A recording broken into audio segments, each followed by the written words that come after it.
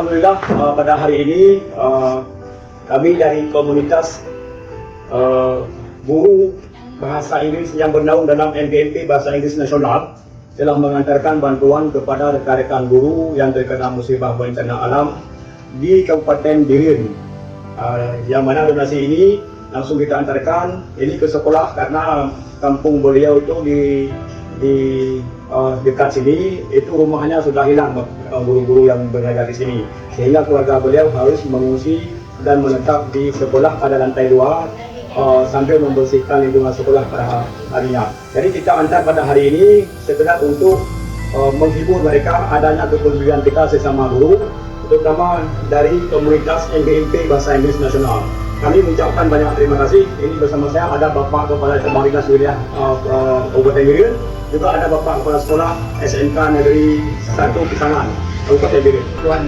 Ini Ketua MKPS SMK Kabupaten Biren juga ikut mendampingi saya mengantar bantuan ke sekolah ini, di mana guru-guru yang musibah mengungsi kemari sementara waktu.